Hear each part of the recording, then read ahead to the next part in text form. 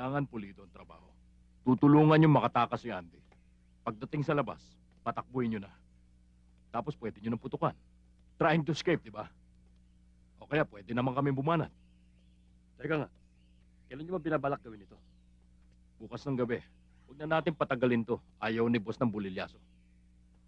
Huwag kang mag-alala. Kakausapin ko si Andy mamayang gabi. Kung bahala ron. O sige. Pero hindi niya dapat malaman na kami nagplano nito. Siyempre. Yan ang gusto ko sa'yo. Sabihin mo sa kanya na meron kayong impormasyon na may nagpaplano ng masama sa kanya sa loob ng preso. Huwag kang mag-alala. Tutulungan ka namin makatakas. May konta kami para makalabas ka. Sino? Si Kapitan ba? Sinong kapitan? Si Captain Cordero. Oo. Si Kapitan Cordero nga. Oo. Sabi ko na nga ba't di niya ako babayaan eh.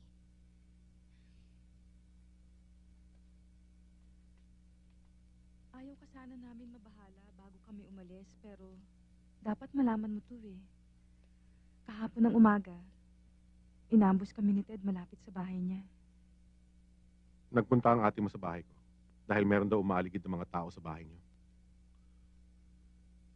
Siguradong konektado pa rin yan sa kaso. Sigurado yun. Pero huwag ka mag-alala. Ako nang bahala sa ate mo. Okay lang. Eh di ba hindi na rin naman ako magtatagal dito? Handa na ako. Handa ka na? Yung pagtakas ko, mamayang gabi. Pagtakas? Oo, yung plano natin. Plano natin?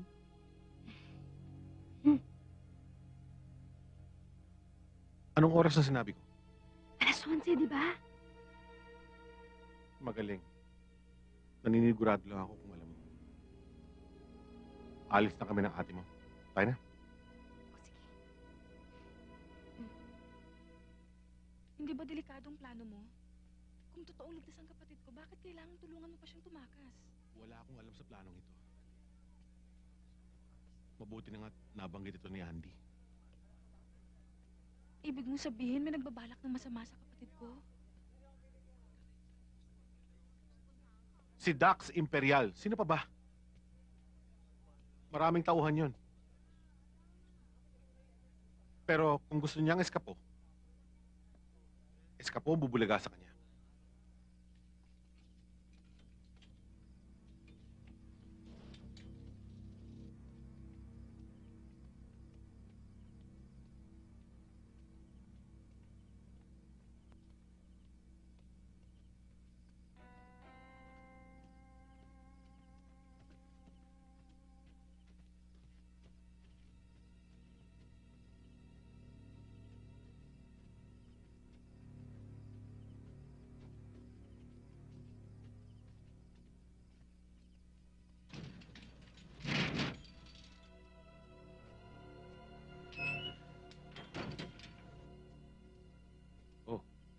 Nasundo mo. Mukhang wala yata si Ted ah. Sino Ted? Si Captain Cordero. Baka nasa loob ng van. Sige na, lakad na. O may makalata pa sa atin. Sige na.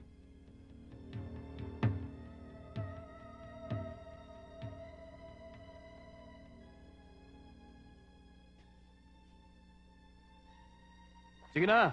Takbo na.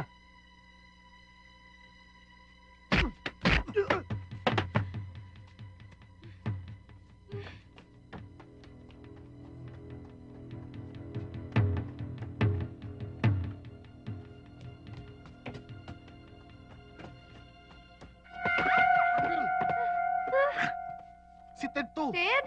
Oo! Bilisan mo!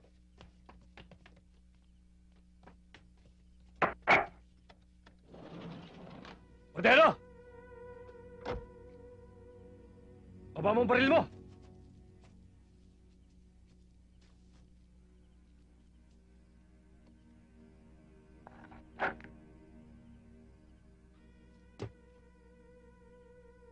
Inunahan mo kami ah!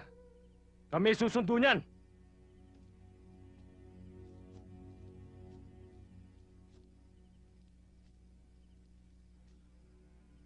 Kayo ba sundo ng bata? Pasensya na kayo ha. Tagal nyo kasi. Hindi bale, babawi naman namin yan sa'yo eh. No problem. Thank you, ah. Wala akong magagawa. May baril kayo eh. Sige. Ha? Baka sabihin mo naman, hindi parehas ang laban. Ibababa ko baril ko. 4 kontra 1. 4. Pwede. Parehas ano? Pero teka muna. Hindi kaya kayo agrabyado? Isang kondisyon wala nang takbuhan Mabilis ako mapagod eh.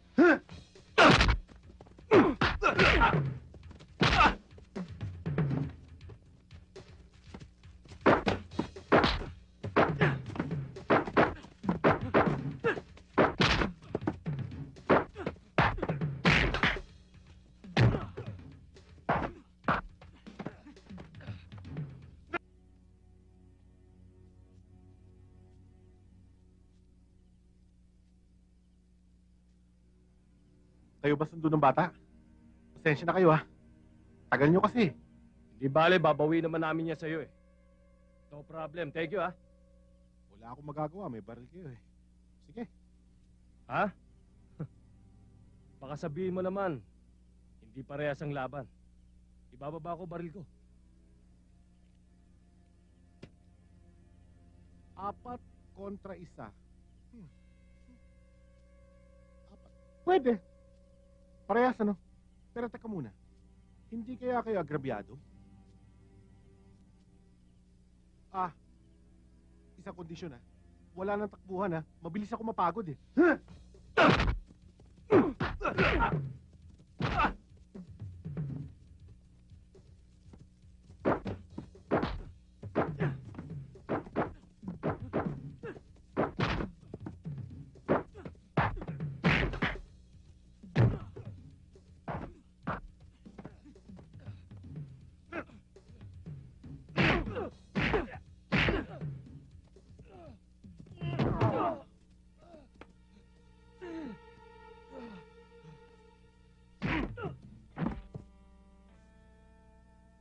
Kaliwa ka lang pala eh. Ano? Wala. Sige, tulog ka na lang. Pero may isang salita nga kayo Hindi nga kayo tumakbo. Okay kayo?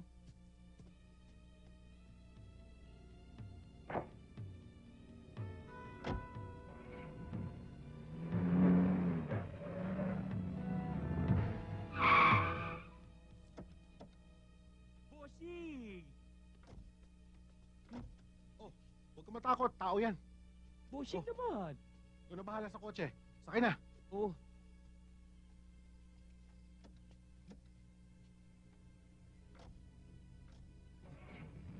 Ingat, bossing! Nawawala pa rin ang milyones. Tapos ngayon, yung kaisa-isang testigo nakakita sa pagpatay ko kay Melvin, naitakas nyo nga, naagaw naman sa inyo. Abay, gusto nyo ba talaga akong malitan injection? Nakialam si Kapitan Cordero, attorney. Akalain pa naman naming mabuhay pa siya. Eh, paano hindi mabubuhay yun? Eh, mga palpa kayong lahat. Na-corner nyo na, nalusutan pa rin kayo. At huwag yung masabi-sabi sa akin may sa demonyong tarantadong yun, ha? Hindi naman sa ganun, bossing. Pero parang ganun na nga eh. Abay, ko palang demonyo ng kabubuhan, eh. Basta ang mahalaga, kailangan mawala na ang batang yon. Bago pa yon magsalita at ituro na ako ng tuluyan. At para nyo ng awa, sawang-sawa na ako sa mga kapalpakan nyo. Tapusin nyo na ang trabaho nyo, pwede? Tabi! Tabi!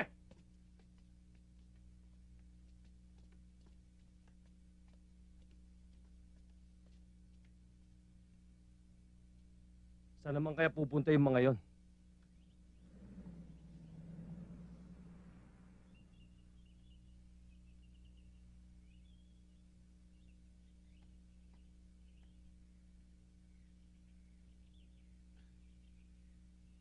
Andy, gising na.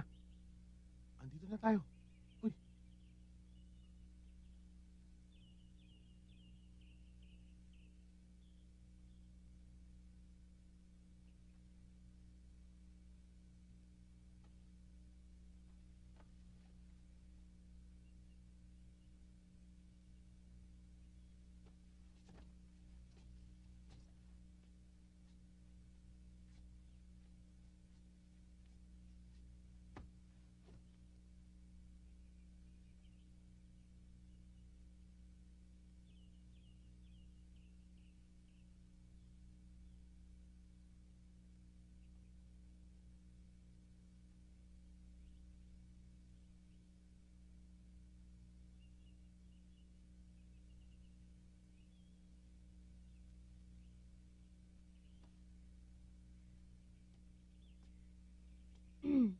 Bakit nga pala dito tayo nagpunta?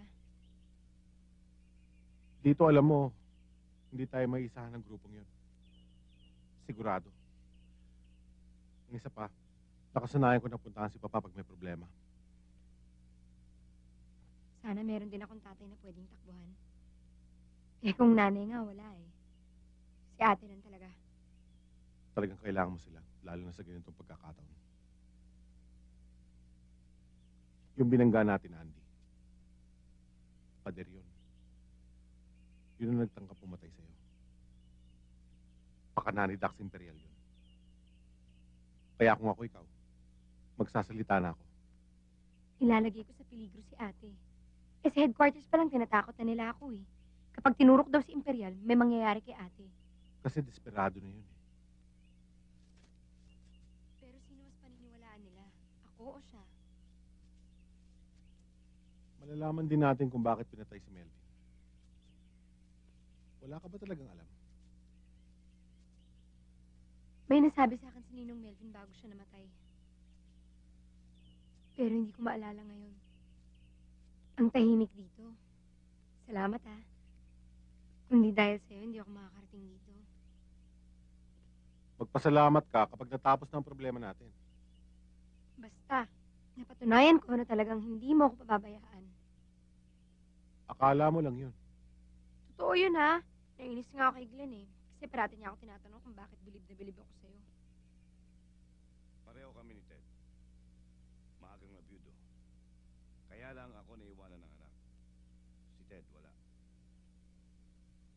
Bakit? Ano po ba nangyari?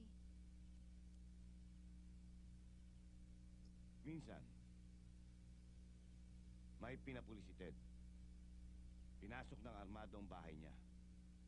Naandun ang anak niya at asawa. Pero wala siya. Ganun ho ba? Oo. Nahuli siya ng dating. Hindi niya na nailigtas.